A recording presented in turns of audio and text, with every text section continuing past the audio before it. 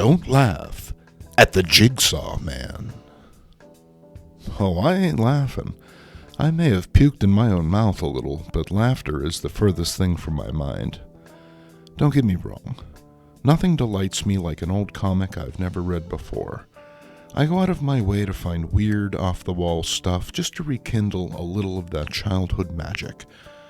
But every now and again, I come across a comic that's just downright unsettling. Jigsaw number 1 is just such a comic. This book is the perfect example of a publisher chasing a trend. Well, 2 trends, really, intertwined in such a manner as to strongly suggest said publisher has no idea what motivates either. But Harvey was hardly new to this comics business. Founded in 1941 by Alfred Harvey, the company's early days saw Harvey emulate all of the popular genres at the time. But it wasn't until licensing animation company Famous Studios cartoon characters like Baby Huey, Little Audrey, and most famously Casper the Friendly Ghost that Harvey stumbled across the formula that would build their empire. Building on this initial success, Harvey would go on to develop their own stable of aesthetically similar characters like Richie Rich, Hot Stuff, and Little Dot. Fast forward to 1966. Seeming newcomer Marvel Comics, just fuddy old Atlas under a different name, was having wild success with its new line of off-the-wall heroes like the Hulk, Doctor Strange, and Spider-Man. Even the number 1 publisher of funny books, DC Comics, noticed Marvel's popularity and began attempting to emulate their rival. The formula seems simple. Unlike their own unflaggable paragons, the Marvel heroes had feet of clay.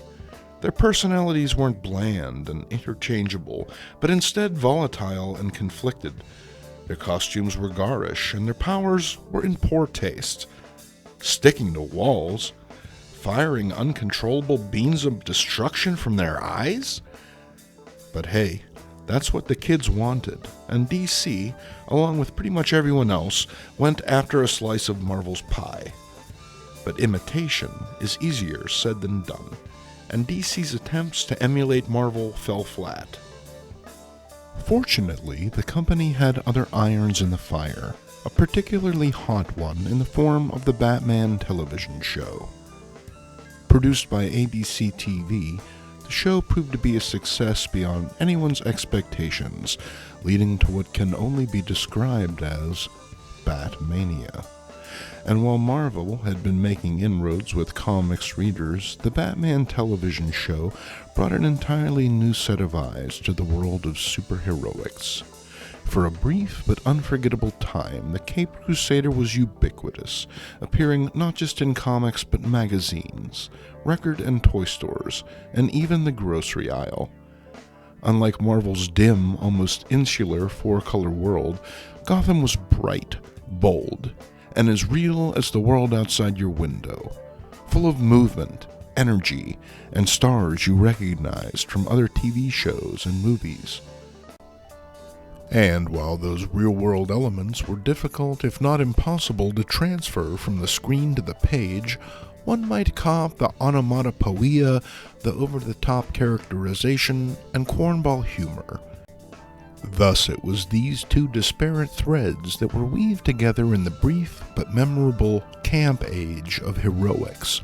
No longer confined to flight and fisticuffs, superheroes got silly, incorporating the wink and nudge approach the Batman television show was known for, alongside the imaginative power and pathos of Marvel Comics. We saw efforts from Archie, Dell, Tower, and of course, Harvey Comics. Aboard Stargazer 1, astronaut Gary Jason is busily probing the dark corners of the cosmos when his craft is swept into a mysterious column of force emanating from the moon. But Jason isn't alone, with rocks, trees, and even a bear within the weird column for company. An errant fossilized tree pierces our hero's craft, ejecting him into the cosmic maelstrom. We soon discover Jason and the earthly debris have been drawn to the Ptolemy crater by a pair of robots? Angry birds? Honestly, I have no idea what these two are supposed to be, but their design is hilarious. At any rate, these two clowns inadvertently damaged Jason when he was drawn into their beam of earthly samples, like dislocated every joint in his body damaged.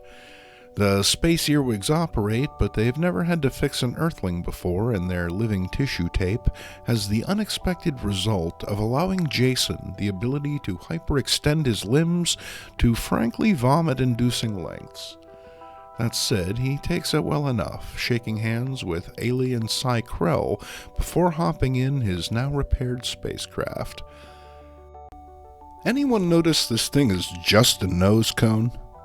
Now, I'm not a member of the Earth Space Corps or anything, but I'm pretty sure you need at least an engine if you're planning on flying through space.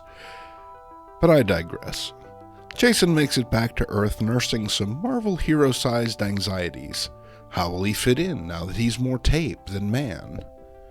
These fears are justified when Jason shoots his arm like a spring-loaded snake out of one of those fake peanut brittle cans and grabs onto the arriving NASA chopper's landing struts. The crew of the chopper panics, believing Jason to be an alien sent in the astronaut's place. Instead of attempting to explain himself, Jason threatens the crew and hijacks the copter so that he might pay a call on his sci-fi writer friend. Said friend Chet doesn't know what to think, especially since Jason refers to himself by the wrong name, but he's conned into giving his old pal a change of clothes and his car. Forget stretching, this guy's superpower is mooching rides. Jason pays a call on his lady love Betty, who he harangues into getting into his borrowed car and driving headlong into a train accident. Jason takes it upon himself to intervene, revealing to Betty his unsettling transformation.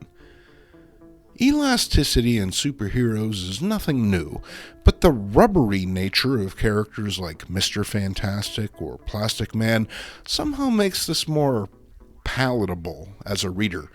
When they stretch, it's as we would expect, organically.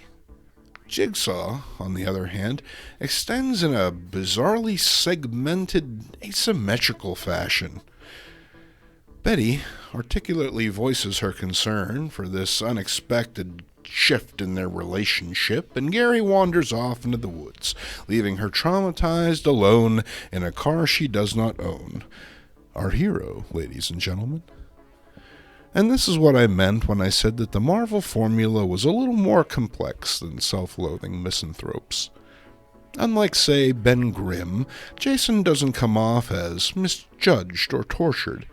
He's just sort of an impulsive jerk, and it can be hard to get invested in that sort of character. Fortunately, his inner soul-searching is squelched by Si-Krell, who's included a helpful transmitter lodged in Jason's skull to sweeten the deal. After the previous two mawkish attempts to introduce it, the unseen narrator finally bequeaths upon Jason the moniker of Jigsaw, and we're off to the races. Return to the moon, Si-Krell talks Jason through the third act. The treacherous alien Polots have reached Earth's space and threaten to enslave the planet.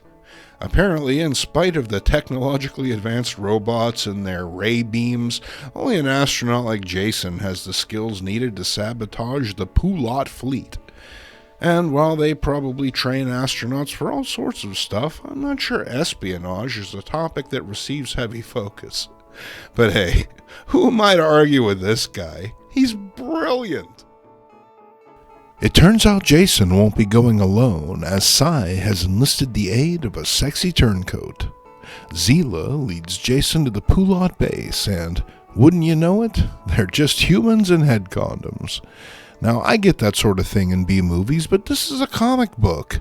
You can draw any kind of alien you want. The creative team just kind of phones it in here. I guess designing Si-Krell taxed their imagination enough for one issue. At any rate, Jason plods about like a clown on stilts. Because he can't be arsed to put any more effort in than his creators do, Jason shows the versatility of his powers by punching some guy in the head, and then punching some other guys. Because fate is merciful, there's only half a page left, so our hero plants a bomb and flees. We're left with the unlikely team of Jason, Si-Krell, and Zila, having a good laugh as they ponder their adventures ahead. Now, I didn't do any research beforehand, but a quick glance at the internet shows me that this did get a second issue. The mind boggles. In my reading, I discovered Jigsaw here was created by Joe Simon, co-creator of Captain America. Along with one-time partner Jack Kirby, Simon contributed greatly to the golden age of comics, leaving the medium briefly, but then returning in the late 1950s to do more work with both Kirby and on his own. Jigsaw is undoubtedly one of his lesser creations, a generic concept pinned on an unlikable character. The writing, attributed to Otto Binder, is a bit stilted and unappealing, while the art by Tony Tallarico is merely serviceable. Now, lest you think I'm being overly hard on what is meant to be disposable entertainment, well, I reckon I am. But it's important to be able to look at a book like this and understand why it fails when other comics from the same time succeeded. You can't just draw a bunch of goofy crap and expect it to work. There has to be some thought behind the process, some through line that provides the reader with a sense of inclusion and, more importantly, value for both their time and money. Those early Marvels didn't take their audience for granted. The creative minds behind the scenes striving to produce original and thought-provoking content that didn't in any way talk down to its audience. Conversely, the sense of fun in DC's Batman TV show came with the caveat that the adult viewing audience was smart enough to be in on the joke. The show was able to send up the conventions of superheroics because it understood and had respect for them, playing it straight under the most absurd of circumstances. Taking one of these two approaches is hard enough, but trying to do both at once? That's a recipe for failure, no matter how heady the ingredients. For the old guys who like old comics, I'm Jason Mink. Thanks for watching. If you enjoyed this video, please consider supporting what we do at the link below. Thank you.